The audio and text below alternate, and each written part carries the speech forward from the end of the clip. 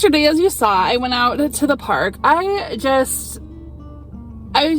had to leave my house. I was fed up, and it wasn't anybody or any real actual major thing that was going on. It was just me, and I was just fed up with everything. I don't know, just stressing stuff, stressing me out. The world is falling apart, whatever. And so I was being so, kept snapping at my family and stuff, and I was just like, I gotta go do something else. So I went down to the park, and I stayed there for probably 2.5 hours, just like thinking, like staring off into the distance and thinking about things, and just kind of like contemplating my existence, working out in my head, why am I freaking out? Why am I feeling so whatever, however I was feeling, negative, I guess. And I think one of the big things I was dealing with, and this is kind of silly, and yesterday I made a big rant video, but then I decided to go home and talk to my husband instead, so I'll spare you the rant. But the basic bottom line of what I think was frustrating me is I think I have some kind of like weird, I don't know, it's kind of like survivor's guilt or something, because I know that there are just some really hard things going on in so many different ways, right? In the world, just politics, the wars, all the things that are happening on that side of things. People that are hurting and suffering, and their, communities getting uprooted and whatever.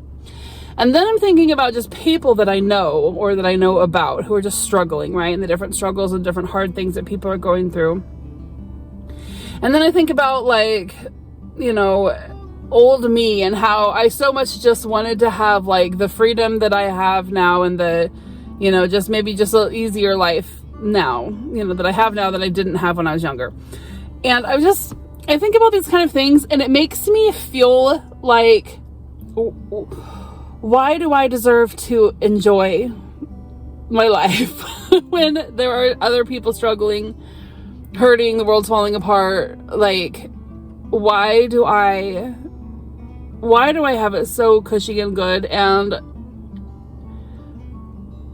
should I be out here enjoying my existence while so many people are struggling?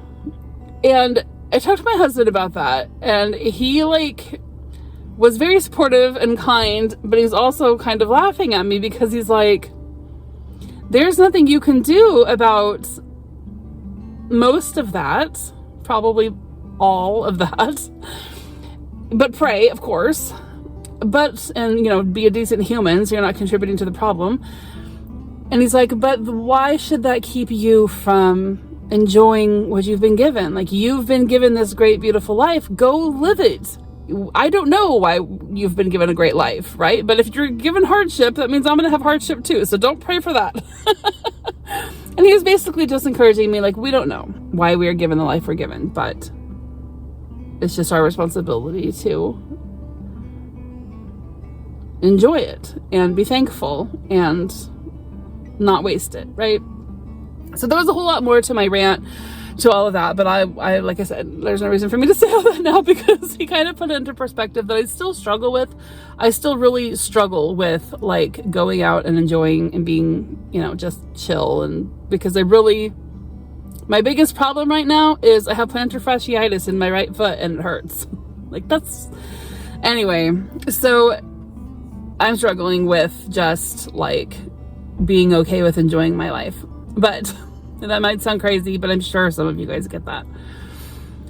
But anyway, so I did the whole thing at the park where I was there for like 2.5 hours, just kind of thinking whatever. So I get to the car. So I have 2 YouTube accounts. I have one account that I let my family just watch, not whatever, but like the things I approve. My kids can watch, the adults and in the household watch, whatever they watch. And it's just like the family YouTube account that I pay, so that we pay for like no ads. That YouTube account is not the one where I host my BookTube account. It's like just the family account. But the account that I host my BookTube on is only mine. Nobody can touch it, because I want that algorithm to be like only showing me book stuff, academia, gentle, calm living stuff. Sometimes I get like those AI lo-fi music video thingies where I can just like listen to lo-fi music, which I love.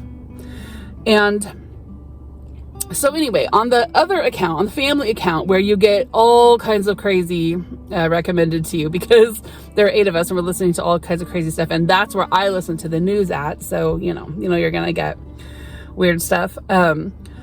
I get to the car after yesterday, and I always listen to something while I'm driving. So I start scrolling through that account to see what I want to listen to, and everything's just depressing, right? News, lies. And then I was like, okay, I don't want to listen to this. So I switch over to this account, my BookTube, my own personal happy algorithm account. And the first thing that pops up is Miranda Mills' video, and it's something like books to read that make you feel like you're walking through a bluebell wood or something. And I'm like, what? Because it's like, it's so extremely all the things that I want to do if I didn't have to feel guilty about it. And I don't have to feel guilty about it. Let me be clear. No one in my whole world is making me feel guilty for having a happy life. It's just me. I don't know. Anyway, I'm like, what in the world? Like, it was just so over the top. Not Miranda and her thoughts. Like, it was beautiful. It's a beautiful video, and I'm so thankful that she lives in a bluebell wood or near one, right? So it wasn't like, it's not like I'm saying she's over the top. It was just such a funny contrast to what was on my first account, right? With all the crazy and the wars and the whatever. And then you switch over, and Miranda's like, let's go walk through a bluebell wood. And then she's there in a bluebell wood with bluebells surrounding her in a beautiful dress, reading, her book. And I'm just like, because the thing is my life is much more bluebell wood than it is all of the crazy on that other channel. It was just such an interesting contrast. And so that was one of the things that I went home crying to Jamie about, because I'm like, I could walk through a bluebell wood, or the Ozark equivalent of one, right? If I wanted to, why won't I just do it? And he's like, I don't know, but you better do it because you ain't getting any younger. So anyway, I'm not going to say I'm over it, but I've worked through it. So today I am at Compton Gardens in Bentonville. It is probably as close to you get to the Bluebell Wood as far as within 10 miles of where I live. And my daughter walks here every Thursday. You guys have heard me saying how I drop my daughter off to go do whatever. And this is usually where she comes. She starts at the library that, where I'm always talking to you guys from. And she walks down through the square, then down here. And apparently she takes this path to the art museum. So we have kind of a well-known art museum here called Crystal Bridges. It's like an American art museum. And she says, very beautiful walk. And so I've never done it. We've lived here since 2013. And I've just never done anything ever. So I'm going to do that today, and I'm going to enjoy it. And I'm going to be thankful that I live here, and thankful that I have this free day to just go out and enjoy the beauty of the place that I live, and be so very thankful that it hasn't even hit 50 degrees yet. What is up with that? I'm so thankful. So I think it's going to be a good morning.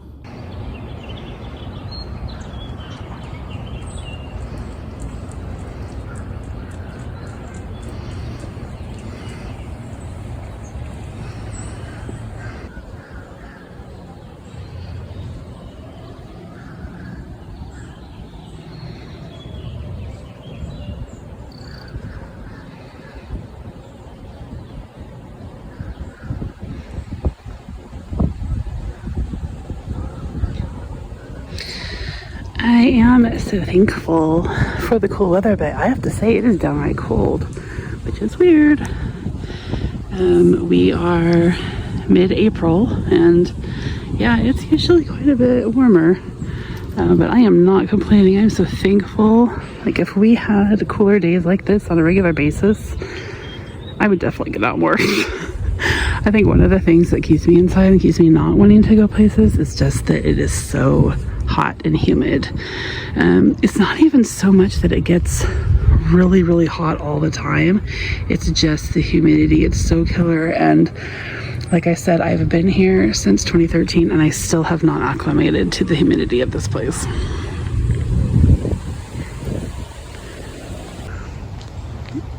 I talked a little bit about this yesterday, but one of the things that I really am trying to put into a better perspective are, what are the things that I enjoy when I go to England? What do I enjoy about them?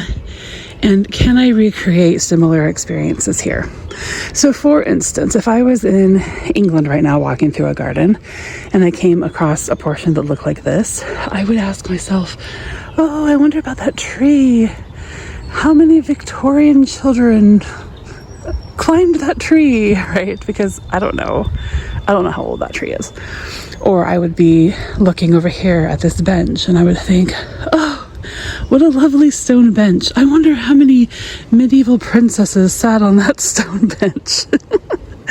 Or the trail back here in the woods. I would wonder if it was an ancient trail.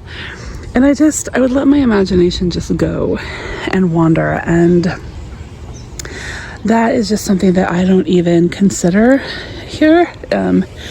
And I should, right? Because there's a lot of beauty here. Now, it's not the aged beauty that I find when I'm in England.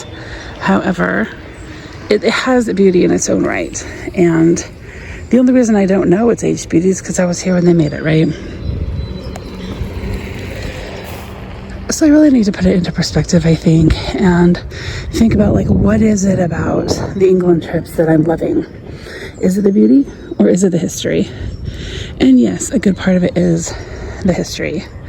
You're just never going to find a place that old here anywhere. However, it doesn't mean you're not going to still find beauty, right? And I can't do much about the history thing, but I can enjoy the beauty.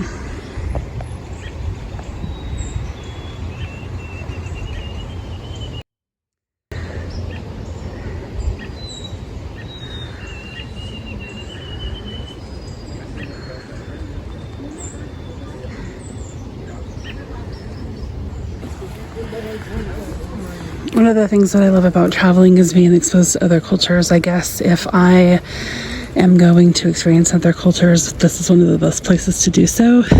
Because just like when I am visiting in England, there are people of all different nationalities, cultures visiting with me. It's the same thing that's happening here. There's all kinds of people here that have come to visit because they find beauty here. And that's just what I was talking about yesterday.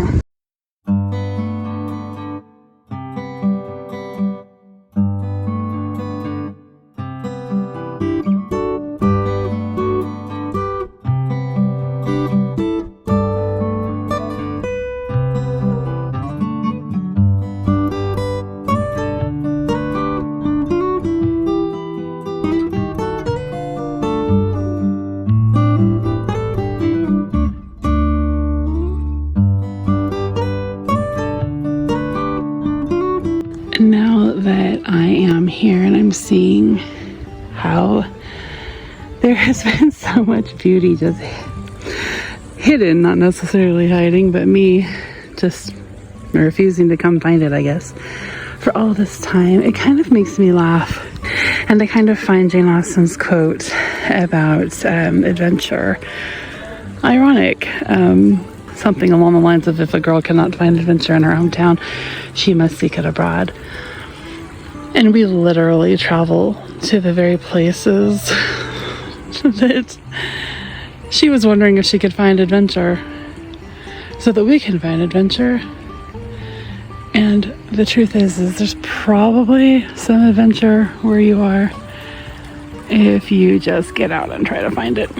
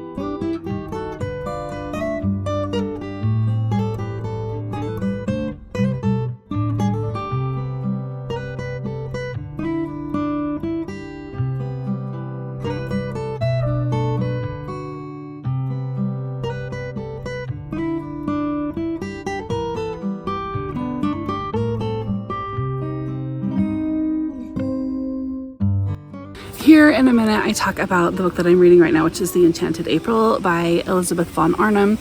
And this is my second read through of this, and I am going to talk to you guys about it here in a second. But I realized after I made that portion of this video that I didn't actually tell you what the book is about. I do that in another video, but you know, if this is your first time here, then you haven't seen that yet. So basically, the story takes place, it starts out in England. There is a woman who finds a like a newspaper advertisement where someone is renting out a castle in Italy for a month, and she reads that, and it talks about like if you love wisteria and sunshine, and it's just like this ad that is just very, you know, makes you want to go there. So she thinks about how glorious that would be. Well, then she ends up seeing a friend. She ends up seeing somebody she knows from her church reading the newspaper across the room or whatever, and she's like, I wonder if she is reading that ad as well. Anyway, so they get into a conversation. They end up deciding to rent the cottage, the castle, and see if anybody else wants to sort of share the rent, because they're both just kind of going off of money that, you know, isn't necessarily disposable.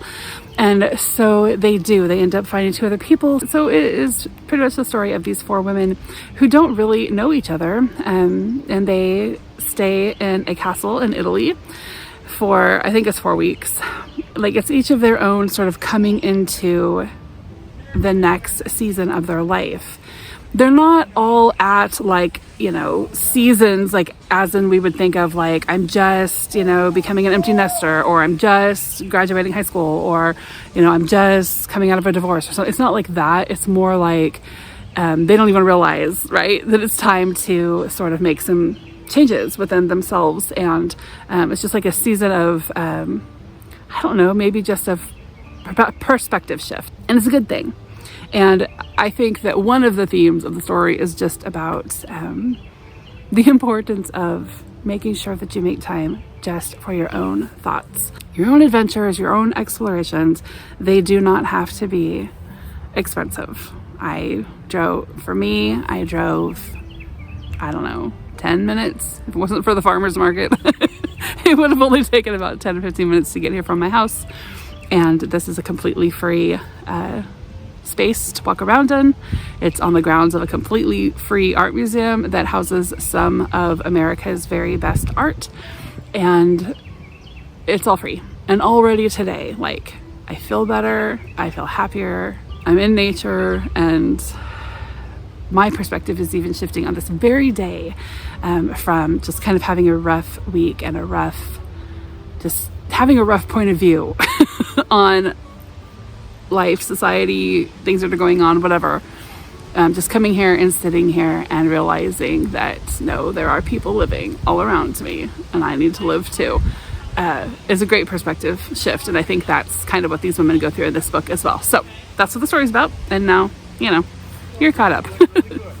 I'm not actually going to go into the museum today just because it's Saturday and I usually try not to have people serve me on Saturdays. But I did just want to come out and enjoy the gardens. I've brought a little snacky lunch, and I brought my book and my journal. And so I'm just going to kind of chill out and enjoy this very nice, breezy, cool day. It cannot be even 55 degrees yet, and I'm just like, where even am I? I'm so thankful that it is not hot today. So I wanted to talk a little bit about what I have been reading, and that is The Enchanted April by Elizabeth Von Arnim. This is the second time that I have read this book, and the first time that I read it, I hated it up until like the last 30 pages, I think. And I am at 304, so I'm really close to the end here. I'm about 55 pages or so from the end now, and I think I do have a much different perspective on it than I had before. For one thing, when I read this last, I was just kind of in a rough season personally, and so I was, I think, looking for a reason to rant. So that's one thing. Up until really recently, just did not have the stomach for literature that seemed to be with a real feminist slant.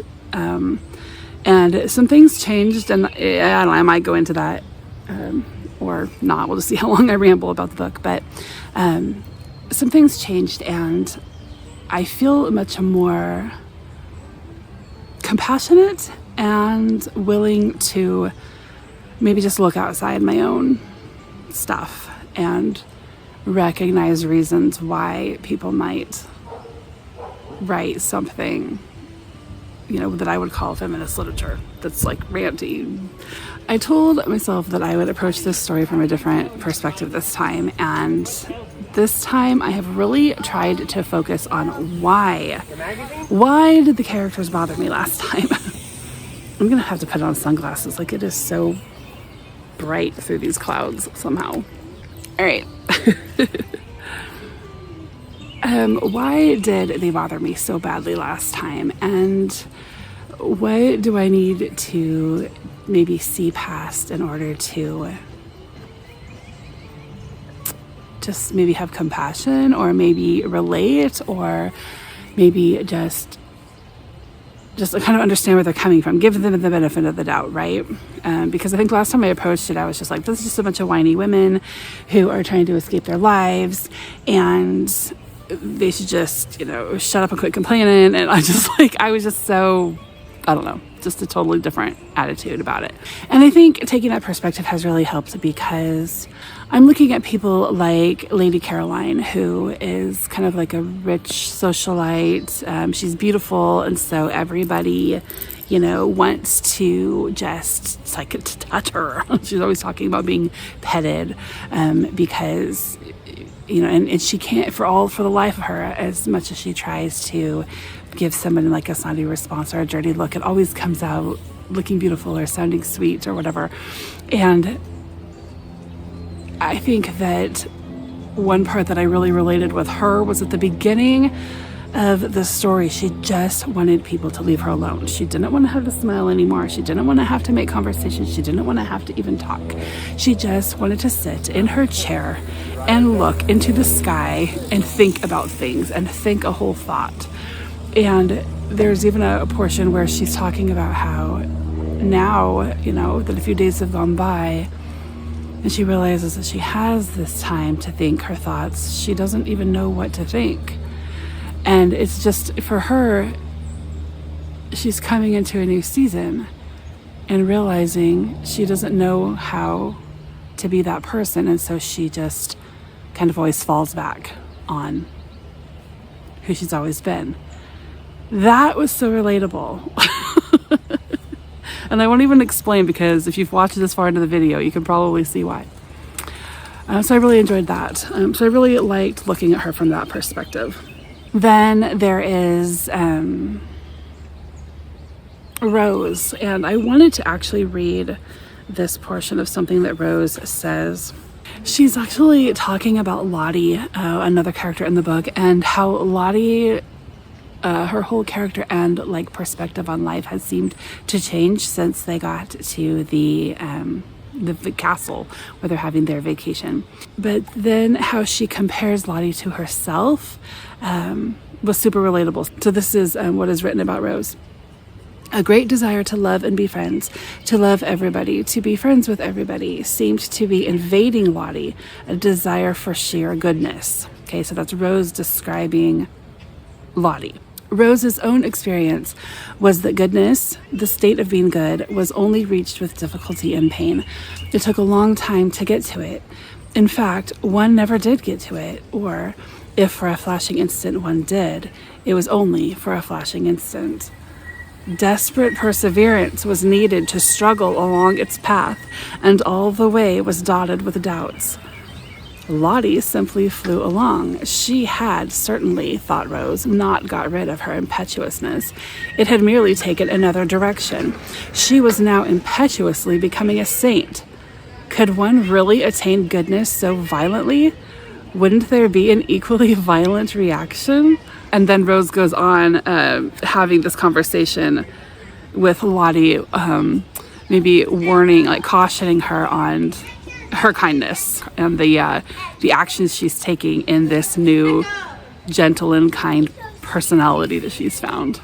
And I really related to Rose there, and I think that you guys can also see kind of my struggle there as I was talking earlier in the car about how it's just very difficult for me to not feel like I have to work for blessings, that I have to work for peace, and that I have to do some kind of penance, right? Or like I just have to, if I have to come like so far before, you know, goodness or peace or tranquility or blessings or whatever will meet me, right? It's like I can't just love it and I can't just like accept the good and be thankful and like move forward in it. I have to analyze why it's here and worry about how long it's going to be here and tell myself what's the point of even enjoying it because it's just going to go away. And it's just like, why do that, right? Why put yourself through that? So it's just be vulnerable, enjoy life. And if bad things happen, they happen and then they'll be done and then you can continue enjoying life. I don't know.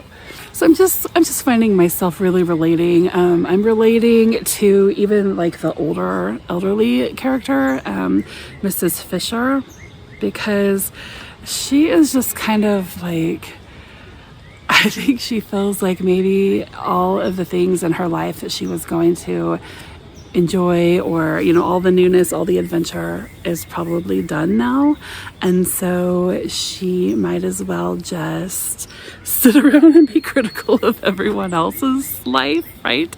And that's just kind of what she's doing, is just being very critical. And at one point though, she starts to think about her circumstances, and she says a bunch of stuff, which I don't want to tell you too much because I want you to be able to enjoy the story, right? If I'm not telling you everything, but she says some stuff, and then she says, but there was a great difference between being elderly and being a dusty old thing.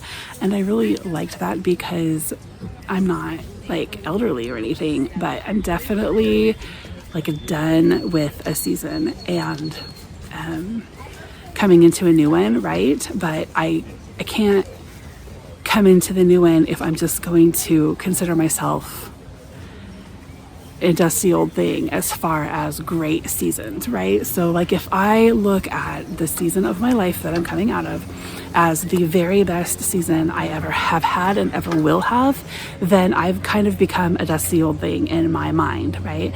And instead, I need to understand, okay, I am, you know, my life is aging, things are changing, that elderly, you know, I'm far from elderly, but just the idea of time going by.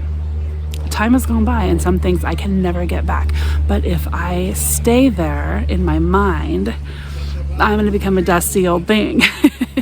And so instead, I got to lay that old person, that old life, you know, a lot of that old life to rest and allow new Sarah to be able to break out, right, and grow and get out of the confines that old Sarah is kind of trying to keep her in, trying to hold on to the past. So anyway, I'm really, really enjoying this. I am going to finish this today, like I know how it ends, but I don't remember the details, right? So I'm really looking forward to finishing this one up. I'm glad that I read this because you were right. I needed to reread this and come at it from a different perspective. So I appreciate all of you who encouraged me to reread this. Looks like someone has been here before me. I have had people on my vlogs ask about my outfits, and I always forget to show you guys, so I thought I'd show you guys today. So my top is just like this eyelet print, whatever eyelet thing. I just have like a cream color tank top underneath it. My skirt is something that I made.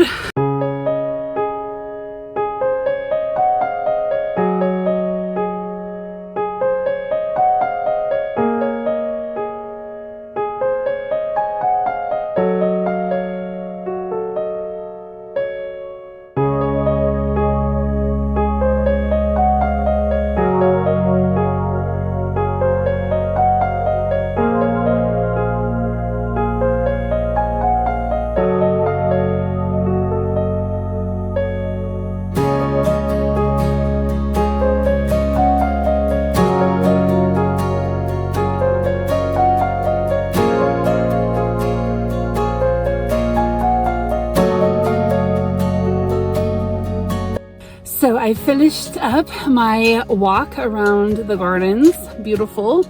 I decided to go ahead and come back to the car to have my lunch because it is getting really busy here. It's Saturday, you know, there's people, there's tourists, and I found it funny kind of how I sort of became a tourist attraction because I sat on a bench for a while alongside the path and read my book, and so many people, you know, smiled, commented, just whatever, just, you know, I was just kind of like adding to their experience, so that was nice. That aesthetic experience of sitting and reading in a flower park, right? So had my equivalent of the blue bellwood, and now I am going to sit here and finish. I've got about probably 30-ish pages left. Enchanted April. I'm going to have my American tea, which is so pretty, perfect for a garden, right? And then I have some cheese and crackers and little, like, you know, mandarins. So I have my snack, read my book, and honestly, after that, I'll probably just go back home because I'll be done with my book, and then what?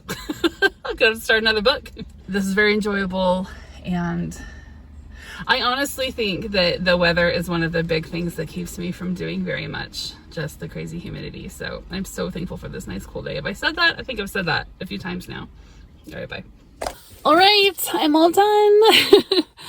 I do love this book. I'm so glad that I read it again because I just have such a different perspective now, and it really was a wonderful story. And this was just like the exact right time to read it, but I don't know if like the fact that I was reading it put me in the mindset for all the other things that I've talked to you about in this video, or if all of the other things that I've talked to you in this video happened while I was reading this book and therefore allowed me to have a better perspective on it. I don't really know, but it all worked together in such an amazing way this week. It's just been a really great week of just discovering things or being reminded of things. So a few themes, I just kind of wrote notes in the back. One of the main themes of this book is to, rather than looking for greener grass, is to water your own grass. And I just so much needed to be reminded of that. In this book, it's dealing with relationships, right? That your relationships will actually flourish if you put the love and the time and the intention and the effort into them. So watering your own grass rather than looking for, you know, something else out there.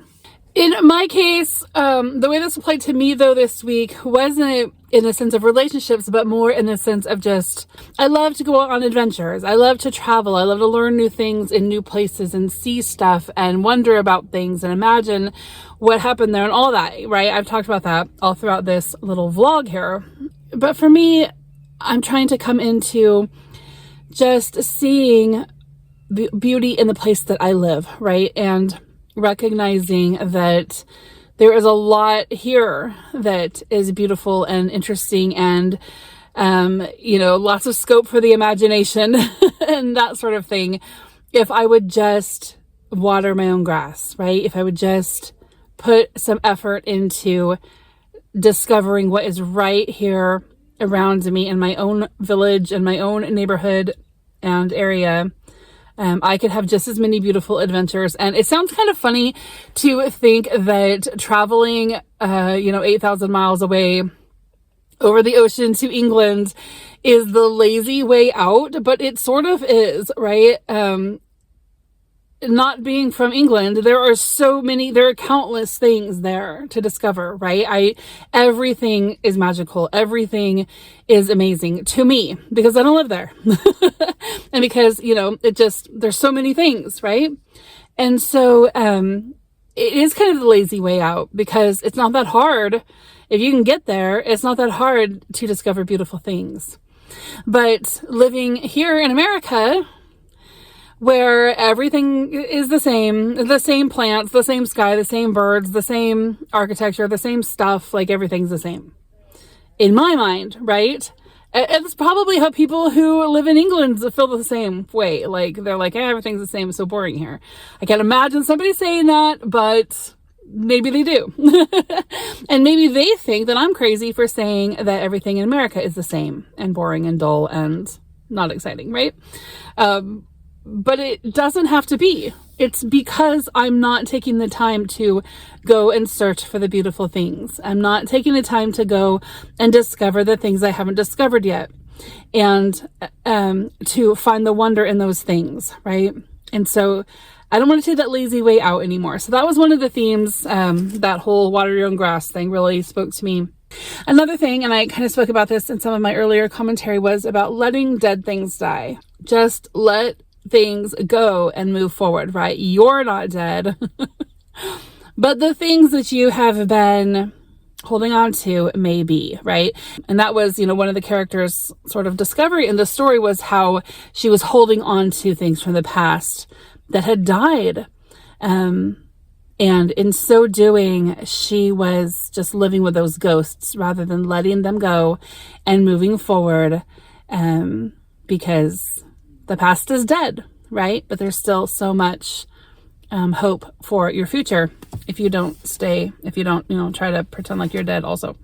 And then also, I wrote, when you look for signs of life and cultivate them, you will come alive too. And so, yeah, that kind of goes along with what I was saying about watering your own grass. Like, when we look for beauty, we will find beauty. When we look for things that are happy, we will find happy. When we look for things that are negative and dead, we'll find those too, right? So it's a perspective shift. And I'm just telling you, if you need a perspective shift, this is the one, but you have to muddle through some stuff because it's so funny. In my notes, the first time I read this through a couple of years ago, in those notes, I over and over am slamming these women for their man-hating tendencies, their man-hating words, and just, it bugged me so bad that they were so dogging on their men. And it's funny because reading it this time, I hated the men for a long time. Almost every male character I just could not stand. And it all washes out in the end, it's all fine. It's all great. But there were moments throughout the story that I just hated it. And then there were moments that I loved it. And then I hated it and I loved it. But the parts that were just really grating on me was not the women this time, where last time it very much was. This time I felt like I was having much more empathy for the women and much more just compassion and understanding and realizing why they were the way they were. And instead I was so frustrated with the men. And that's just funny. But if you can get through that, boy, this will take you on a roller coaster. This book, it looks innocent. It has such an innocent name. It looks like it's just so cozy and simple, but it's not.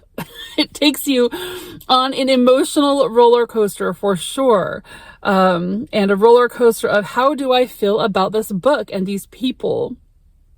But it is all so relatable in so many ways. I'm so glad I read this. It is now going up there on one of my top books for the year so far, where I honestly think, if I remember correctly, I think it was on like my worst book list for that year when I read it the first time. So funny how things change, funny how our perspectives change. Yeah, highly recommend Enchanted April.